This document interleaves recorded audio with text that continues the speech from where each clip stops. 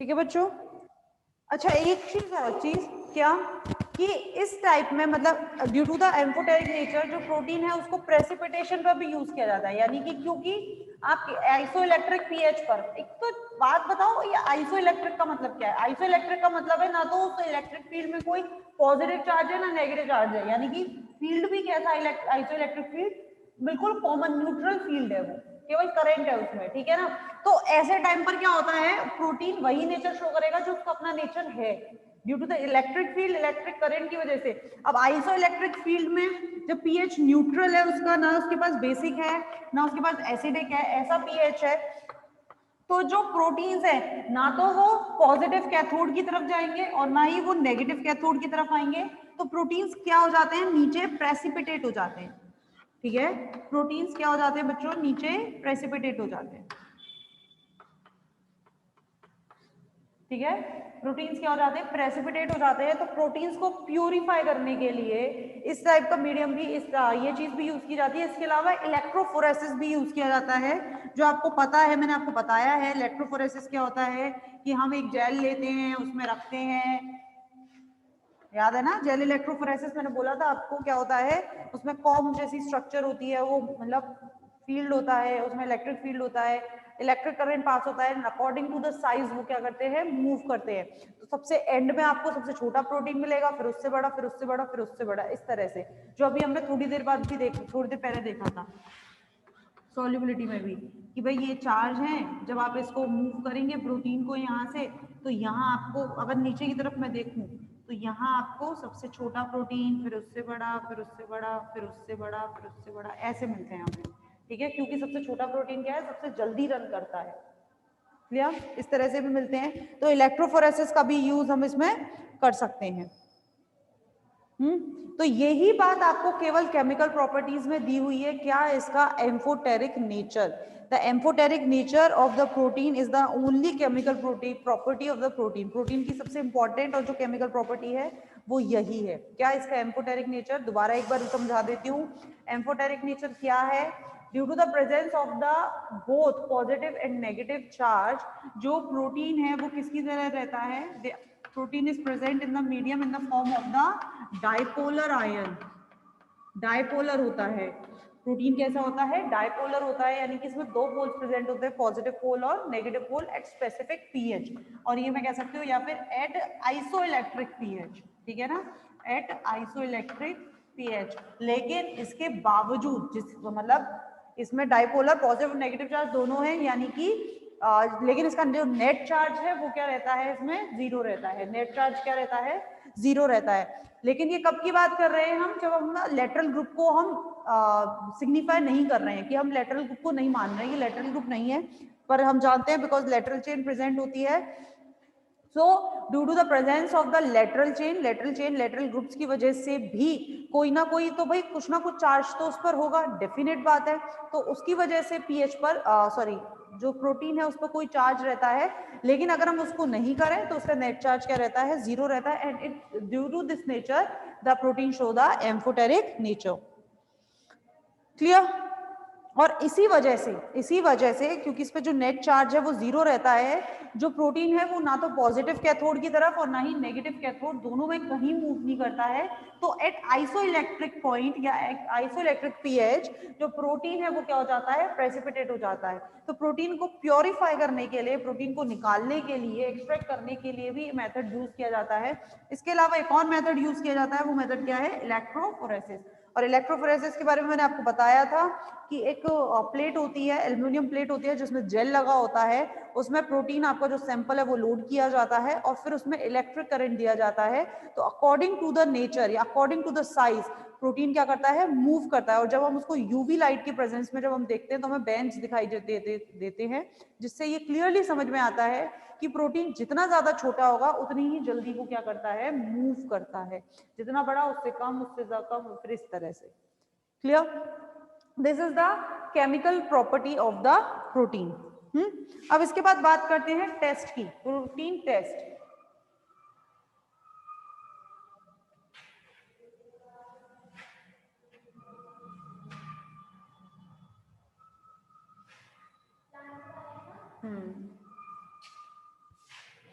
इसके बाद बात करें प्रोटीन्स के टेस्ट की मैं बात करूं तो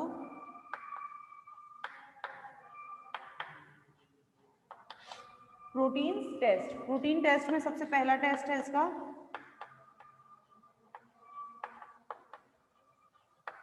बाइयूरेट टेस्ट। ठीक है, प्रोटीन टेस्ट में सबसे पहला टेस्ट क्या है इसका? बाइयूरेट टेस्ट। बाइयूरेट टेस्ट क्या होता है? इसमें हम प्रोटीन का टेस्ट करते हैं, प्रोटीन का test in the alkaline solution of dilute copper sulphate.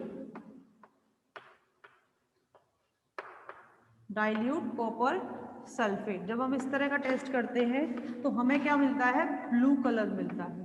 क्या मिलता है हमें? Blue colour. क्लियर? कैसे? 10% NaOH, 10% NaOH में क्या डाला हमने? प्रोटीन सॉल्यूशन डाला। ठीक है, 10% NaOH में प्रोटीन सॉल्यूशन डालने के बाद उसमें हम डालते हैं क्या? Copper sulphate. ठीक है, सबसे पहले हमने क्या किया है? सबसे पहले हमने प्रोटीन सॉल्यूशन को एल्कलाइन, प्रोटीन को किस में डाला है? Alkaline medium. मीडियम क्या बनाया हमने? मीडिया बना दिया हमने, एल्कलाइन बना दिया मीडिया को एल्कलाइन। 10% NaOH, तो मीडिया को एल्कलाइन बनाने के बाद हमने उसमें क्या डाला है? Copper sulphate. ठीक है, कॉपर सल्फेट का सॉल्यूशन। ठीक है, कितना % होता है ये? 1 से 2% हम इसको डालते हैं। ठीक, 1 से 2 ड्रॉप, सॉरी 1 से 2 ड्रॉप हम इसकी कॉपर सल्फेट की सॉल्यूशन में डालते हैं। और डालने के बाद जो कलर हमको मिलता है वो क्या मिलता है? Blue colour. और ब्लू कलर जैसे ही हमको मिल जाता है हम क्या समझ जाते हैं कि हमारे दिए हुए सैंपल में क्या मौजूद है? प्रोटीन मौजूद है। This is the most common test done for the proteins. जैसे कार्बोहाइड्रेट के लिए कौन सा किया जाता है?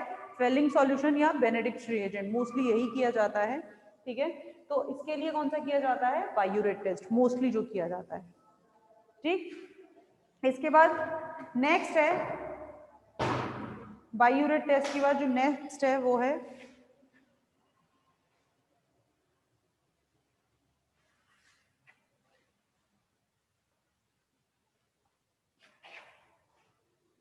बाइयूरेट टेस्ट के बाद जो नेक्स्ट टेस्ट है वो है xanthoproteic test. Next test for after the biuret test का जो नेक्स्ट टेस्ट है वो क्या है? Xanthoproteic test. और ज़ेंथोप्रोटिक टेस्ट, अच्छा इससे पहले जो बाइयूरेट टेस्ट है वो किसके लिए किया जाता है? The proteins have a peptide. ठीक है, जिनके पास पेप्टाइड बॉन्ड्स होते हैं, और हम जानते हैं सभी के पास होते हैं, ऐसा कोई प्रोटीन नहीं है जो बिना पेप्टाइड बॉन्ड के होगा।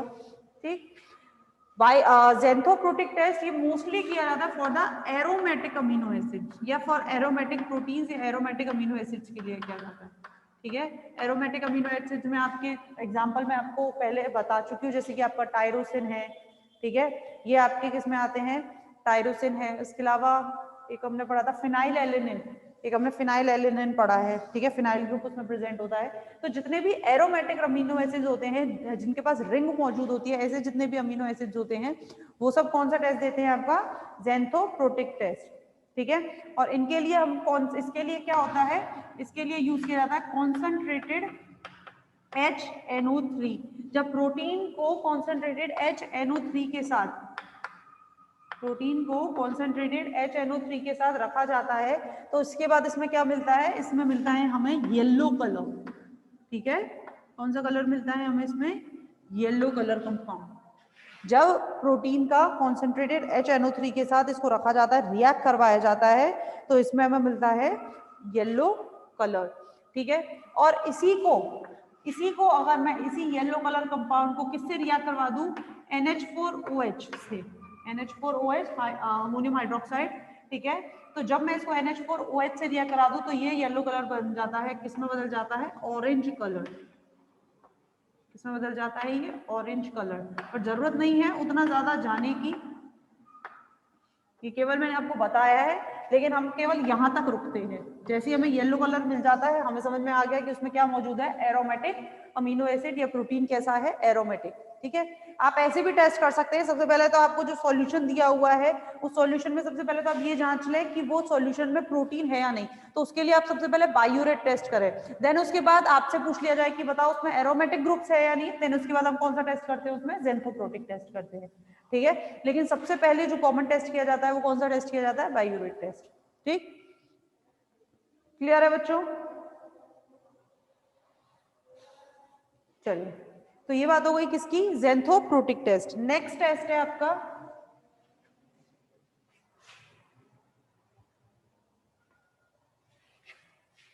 मिलन्स टेस्ट।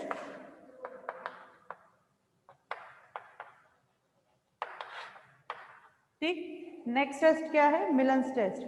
अच्छा, मिलन टेस्ट क्या है, मिलन टेस्ट क्या है, मिलन रिएजेंट है बेसिकली। मिलन टेस्ट में सबसे ज्यादा जो कॉमन है वो है मिलन रिएजेंट। और मिलन रिएजेंट की बात करें तो ये लैब में हमें यूं ही मतलब डायरेक्ट मिलता है, हमें बनाने की जरूरत नहीं होती है। मिलन रिएजेंट को हमें बनाने की जरूरत नहीं है, जैसे कि बाकी सारे टेस्ट में तो हमने क्या किया, NaOH अलग डाला, कॉपर सल्फेट। मिलन टेस्ट में मिलन रिएजेंट हमको मिलता है, जैसे फेलिंग सॉल्यूशन में मैंने आपको बोला था कि आपको जो फेलिंग रिएजेंट है वो आपको मिलता है, ठीक। ऐसे ही इसमें भी हमें क्या होता है, हमें इसमें मिलता है। क्लियर? कौन कौन सा है, मर्क्यूरिक नाइट्राइट और मर्क्यूरिक नाइट्रेट का होता है ये, ठीक है। किसका होता है, मर्क्यूरिक नाइट्राइट और मर्क्यूरिक नाइट्रेट। अच्छा एक बार बताओ, फेलिंग सॉल्यूशन में क्या होता है, याद है, कॉपर सल्फेट और सोडियम कार्बोनेट, Na2CO3 और CuSO4, इसका सॉल्यूशन होता है, ये हमें डायरेक्ट मिलता है। वैसे ही मिलन रिएजेंट भी क्या होता है, हमको डायरेक्ट मिलता है। मिलन रिएजेंट के पास मिक्सचर होता है, किसका, नाइट्राइट और नाइट्रेट का, मर्क्यूरस मर्क्यूरस नाइट्राइट और मर्क्यूरस नाइट्रेट, मर्क्यूरस नाइट्राइट और मर्क्यूरस नाइट्रेट, इनका मिक्सचर होता है। क्लियर? ये होता है आपका मिलन टेस्ट। इसमें हम जब इसको रिएक्ट कराते हैं, इसमें जब हम रिएक्ट कराते हैं तो हमें क्या मिलता है, रेड कलर्ड कंपाउंड। क्या मिलता है हमें, रेड कलर्ड कंपाउंड। आपको बस इतना याद रखना है, मिलन टेस्ट अगर पूछा जाएगा तो केवल आपसे यही पूछा जाएगा और कुछ नहीं पूछा जाएगा। मिलन टेस्ट में क्या होता है, मिलन रिएजेंट, वो आपको याद रखना है। जब हम इसको रिएक्ट कराते हैं तो जो कलर हमको मिलता है वो कैसा कलर मिलता है हमको, रेड कलर, ठीक है। कलर हमको क्या मिलता है, रेड कलर। ये चीज आपको इसमें याद रखनी है after doing the Millon test. Clear बच्चों? नेक्स्ट इसके बाद है आपका नाइट्रोपर्सुइड नाइट्रोप्रूसिड टेस्ट। नाइट्रोप्रूसिड टेस्ट अगर आपका मन करे तो खुद पढ़ लेना, वरना मैं नहीं पढ़ा रही हूँ, बिकॉज इट डजंट कम, और ये करा भी नहीं जाता है, पहली चीज। और मैं बोल दूं, वैसे सल्फा हाइड्रिल ग्रुप्स जो प्रोटीन सल्फर ग्रुप्स रखते हैं उनके लिए किया जाता है, बस इतना मैं आपको बता देती हूँ। नाइट्रोप्रूसिड टेस्ट, ये जो टेस्ट किया जाता है ये किसके लिए किया जाता है, सल्फा हाइड्रिल ग्रुप्स के लिए। जिन प्रोटीन्स के पास क्या होता है, सल्फर ग्रुप्स रहता है, SH ग्रुप, HS ग्रुप जिनके पास रहता है उनके लिए किया जाता है। ठीक है, डाइसल्फाइड लिंकेज जिन प्रोटीन्स में डाइसल्फाइड लिंकेज होता है उनके लिए किया जाता है। और ये कैसा कलर देते हैं, वही रेड कलर्ड भी यही देते हैं।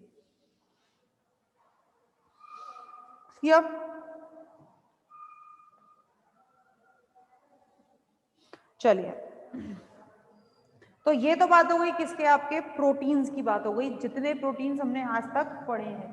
किसी को कोई डाउट है तो फटाफट पूछ लो, क्योंकि इसके बाद फिर आपका एंजाइम का पोर्शन है। तो मैं सोच रही हूँ 5 मिनट में तो क्या आपका नया चैप्टर शुरू करूँ, तो आप लोगों को कोई डाउट है तो पूछ लो। एंजाइम हम लोग कल ही शुरू कर दें, क्योंकि आपका ये यहाँ खत्म हो चुका है प्रोटीन। काफी लंबा चैप्टर है, नहीं काफी टाइम से चल रहा है ये।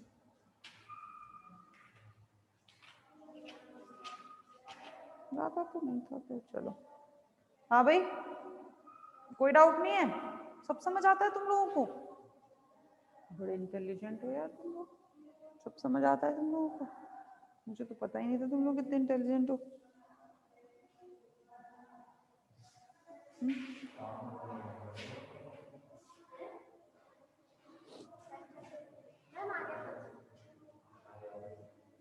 मैम लास्ट टेस्ट एक बार और समझा दीजिए। चलिए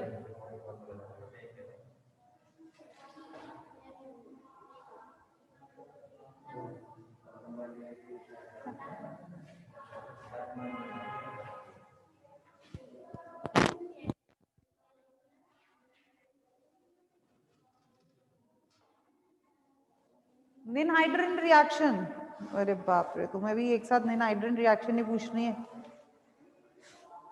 चलो तुम्हारी कॉपी में निकालो सब लोग निनहाइड्रन रिएक्शन, निनहाइड्रन टेस्ट।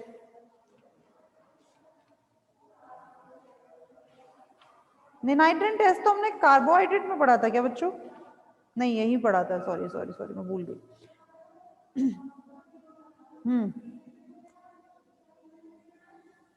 देखो निनहाइड्रन टेस्ट में आप लोगों ने निकाल लिया होगा, आई एम श्योर। मैंने आप लोगों को बोला था निनहाइड्रन टेस्ट में जब जो चीज आपको याद रखनी है वो क्या याद रखनी है कि निनहाइड्रन टेस्ट में एल्डिहाइड बनता है, ठीक है। जो आपको याद रखना है वो क्या याद रखना है, निनहाइड्रन टेस्ट में एल्डिहाइड बनता है।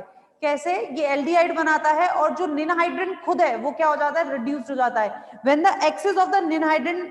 और क्या चीज चाहिए होती है, NH3, ठीक है। तो ये कंडेंसेशन प्रोडक्ट बनाते हैं जो कैसा होता है, ब्लूइश पर्पल कलर का होता है। जो कैसा होता है आपका, ब्लूइश पर्पल कलर का होता है। बात मैंने आपको बोली थी। लेकिन आपको जो याद रखना है वो आपको क्या रखना है, आपको इसमें याद रखना है एल्डिहाइड, कि इसमें क्या बनता है, एल्डिहाइड फॉर्म्ड होता है। क्लियर? ये चीज आपको निनहाइड्रन में याद रखनी है। चलिए अगर बाकी का बाद में कल करेंगे आपसे, बाकी के तुम डाउट्स ले आओ अभी बस करते। ठीक है बच्चों, बाकी का कल करेंगे, एंजाइम्स पढ़ेंगे कल।